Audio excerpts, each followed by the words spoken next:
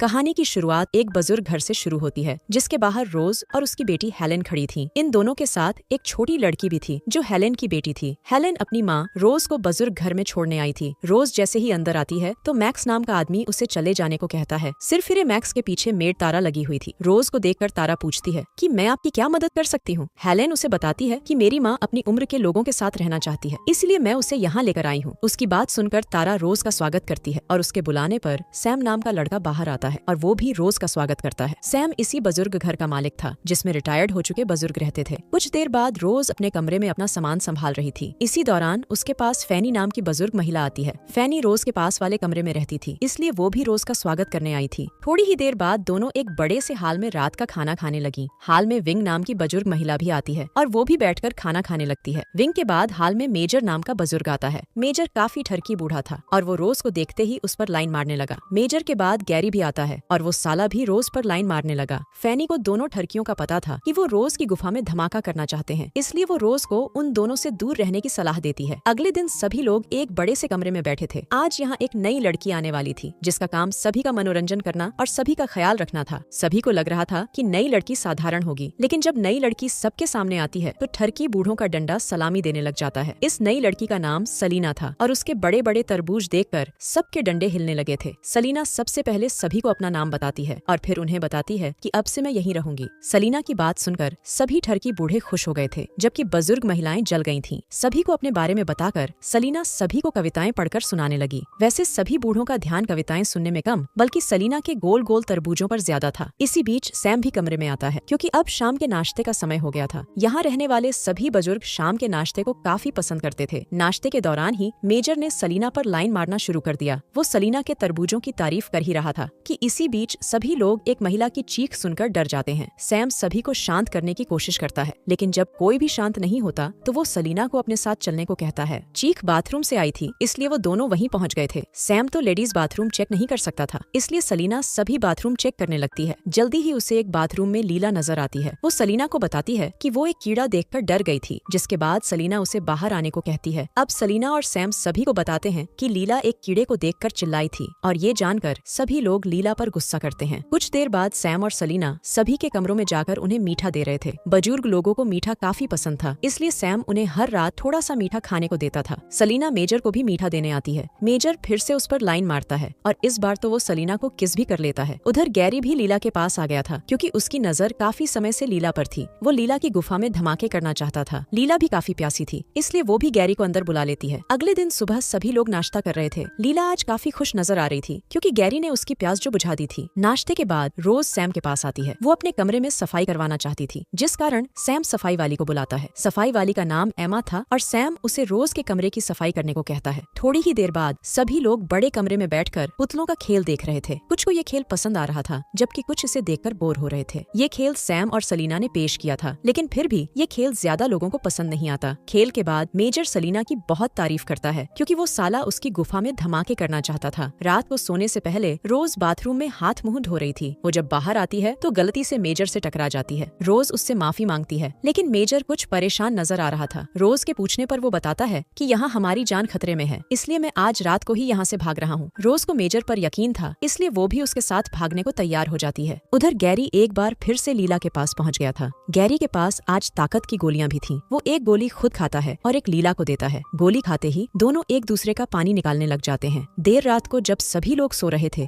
तो मेजर को एक रहस्यमयी हत्यारा मार देता है। उधर रोज भी नींद से जाग गई थी और फिर वो तैयार होकर मेजर का इंतजार करने लगी। दोनों आज यहाँ से भागने वाले थे, मगर जब काफी देर तक मेजर नहीं आता तो रोज मेजर के कमरे में आती है। कमरे में उसे कोई हत्यारा तो नजर नहीं आता, मगर मेजर की लाश जरूर नजर आती है। लाश देखकर वो बेहद डर गई थी। वो जब कमरे से भागने लगी तभी वो एमा से टकरा जाती है। रोज को लगा कि मेजर का कत्ल एमा ने ही किया होगा, इसलिए वो सीधा सैम के पास आती है। वो सैम को सब बताती है कि मेजर मर चुका है और मुझे एमा पर शक है। सैम उसे शांत रहने को कहकर सीधा मेजर के कमरे की तरफ बढ़ने लगा। अगले दिन जब सभी लोग नाश्ता कर रहे थे तो सैम सबको बताता है कि मेजर मर चुका है और पुलिस उसकी लाश लेकर चली गई है। कुछ लोग उससे पूछते हैं कि मेजर कैसे मरा, तो इसके जवाब में सैम बताता है कि शायद मेजर की तबीयत बिगड़ गई होगी या फिर उसे दौरा पड़ा होगा। वैसे रोज और उसकी टीम को यकीन था कि मेजर की तबीयत नहीं बिगड़ी थी, बल्कि किसी ने उसकी जान ली है। रोज ने अपनी टीम को बता दिया था कि मेजर को पता था कि उसकी जान खतरे में है, इसलिए वो यहाँ से भागना भी चाहता था। कुछ दिनों बाद सब कुछ शांत हो गया और सलीना फिर से से सभी का मनोरंजन करने लगी। इस बार बस इतना फर्क था कि उसके तरबूजों का दीवाना मेजर जिंदा नहीं था। ऐसे ही एक रात एक नया लड़का बुजुर्ग घर में आता है। इस नए लड़के का नाम रॉक्सी था और वो सलीना का लवर था। सलीना ने ही उसे अपने पास बुलाया था ताकि वो उसका पानी निकाल सके। दोनों पहले ताकत की गोली खाते हैं और फिर दारू पीने लग जाते हैं। उधर गैरी भी लीला के साथ था और वो दोनों गर्मा गर्म बातें कर माहौल बना रहे थे।